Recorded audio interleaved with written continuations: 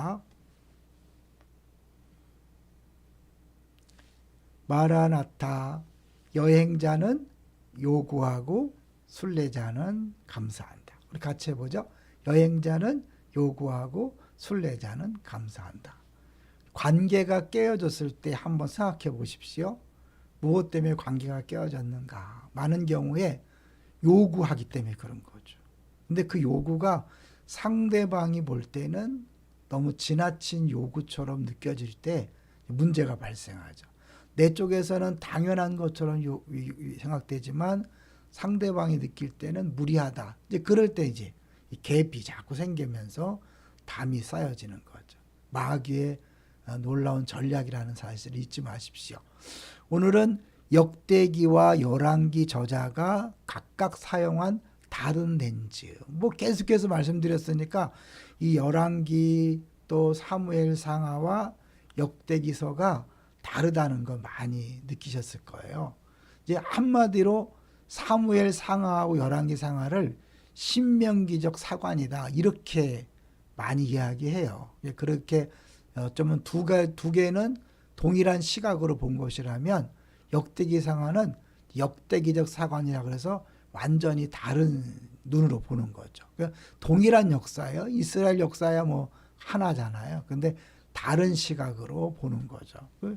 어떤 분이 재밌게 표현하기를 이 사무엘 상하, 열왕기 상하는 부모의 시선이다. 그러니까 자녀가 잘 되길 바라는 마음에서 지적하고 잘못을 있는 그대로 다 드러내지만 이 역대기 상하는 할아버지 할머니의 시선이다. 그래서 웬만하면 다 넘어가잖아요. 그냥 그 자체를 또 사랑스럽게 보니까요.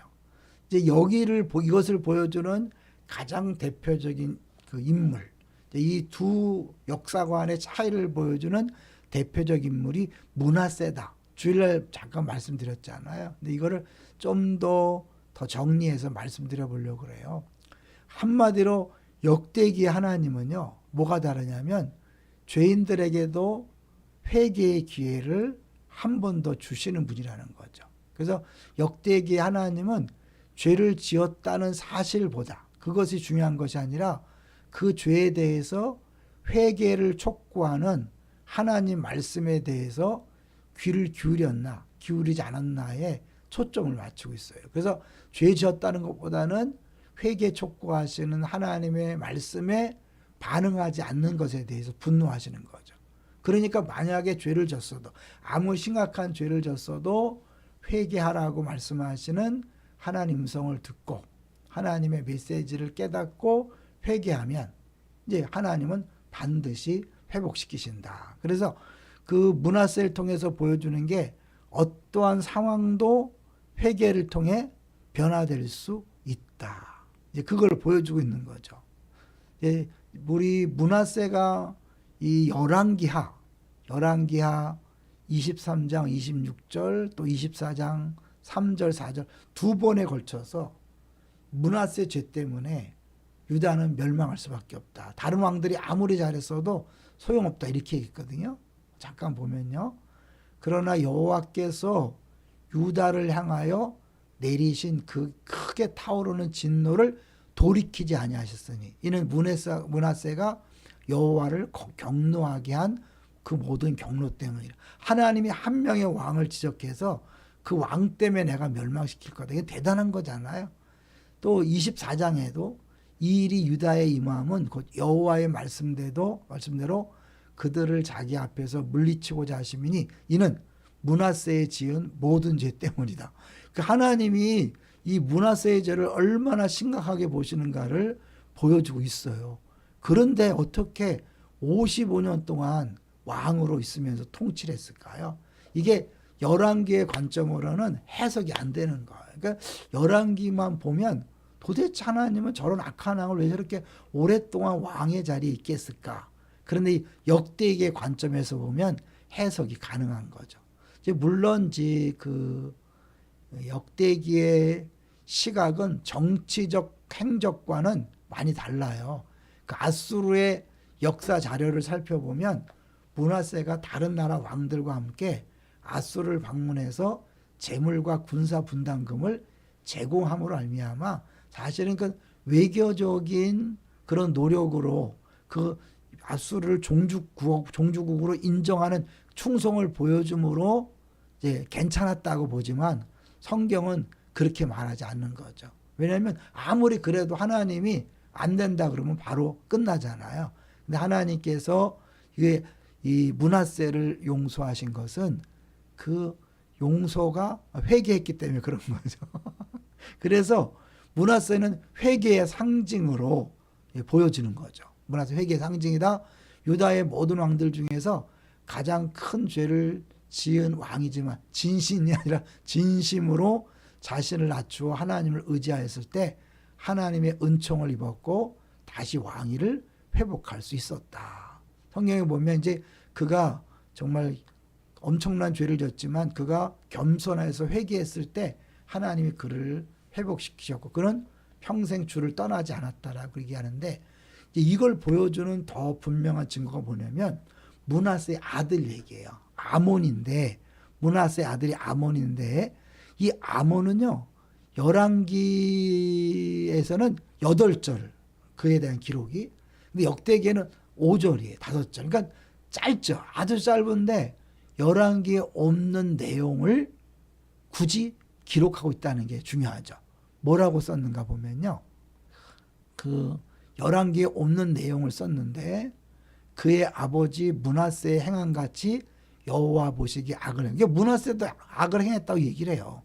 아몬이 그의 아버지 므낫세가 만든 아로새긴 모든 우상에게 제사하여 섬겼으며 이 아몬이 그의 아버지 므낫세가 스스로 겸손한 같이 여호와 앞에서 스스로 겸손하지 아니하고 더욱 범죄하더니. 그러니까 뭘 추가했냐면 아버지처럼 겸손하게 낮아져서 회개하지 않았다라는 것을 굳이 밝히고 있는 거죠. 이 얘기를 아시겠죠? 아버지는 가장 악한 왕이지만 겸손하게 자기를 낮추고 회개했다. 그러나 그 아들 아몬은 회개하지 않았다. 이걸 굳이 밝히고 있다는 것은 그 역대기의 사관, 역대기를 쓴 사람이 무엇에 집중하는가를 보여주는 거죠. 역대기 기자는 신학적 메시지를 전달하기 위해 역사적 자료를 새롭게 해석하는 거죠. 그래서 제시함으로 일종의 설교를 하는 거예요. 희망의 메시지. 너희들 지금 아무리 어렵고 힘들어도 회개만 하면 하나님이 회복시키신다. 이게 이제 핵심인 거죠. 신명기나 신명기 사관에서 사관적으로 볼 때 열왕기하 사무엘은 예언과 성취에 집중한다면 이 역대기는 행동하고 그거에 대한 결과가 어떤가를 집중적으로 보여주는 거죠. 그 므낫세가 악하게 했지만 회개했을 때 그 행동이란 결과는 하나님의 용서하심 그리고 55년간의 통치 그걸 보여주는 거죠. 이 여호와 하나님이 이스라엘 역사 속에 직접 간섭하셔서 문제를 해결하시는 이제 그걸 보여주는데 그 중에 특별히 여호사밧 왕에 대한 얘기가 나오거든요. 전쟁이 났을 때 성가들을 앞세워서 찬양하고 그 전에 하나님께 기도하죠. 하나님만이 도와주실 수 있습니다. 그럴 때 하나님이 기적적으로 적을 물리치는 일을 보여주셨어요. 므낫세는 가장 악한 왕이었지만 어떻게 55년간 유다의 왕으로 통치할 수 있었는가. 역대기는 므낫세를 신학적 견지로 해석한다. 그의 인생에 개입하신 하나님의 역사와 이에 대한 신앙적 반응을 기록한 것이다. 우리에게 주는 메시지는 뭐죠? 주일 말씀드린 것처럼 어렵고 힘들 때 그 자리에서 주저앉고 어쩔 수 없다고 생각하지 마시고요. 회개하십시오. 주 앞에 회개하는 순간 내가 지은 죄가 해결될 뿐만 아니라 벗어날 수 없는 악한 습관에서도 벗어나고 자유할 수 있습니다. 그런 부분을 이 역대기가 계속해서 보여주고 있는 거죠. 어느 누구도 어떤 상황도 회개하기만 하면 달라질 수 있습니다. 우리 자신에게 적용할 뿐만 아니라 남편과 아내와 자녀와 부모와 우리 이웃들에게도 적용한다면 우리 낙심하고 좌절하지 말고 정말 못된 짓 하고 도저히 돌아올 수 없을 것 같은 사람이라도 기도해 주십시오. 하나님 저를 붙잡으셔서 회개하고 하나님의 용서의 축복, 은총을 누리고 완전히 다른 삶을 살게 해 주옵소서. 문화세를 생각하면서 간절히 기도해 주십시오. 오늘도 그 하나님은 동일하게 우리와 함께 하십니다.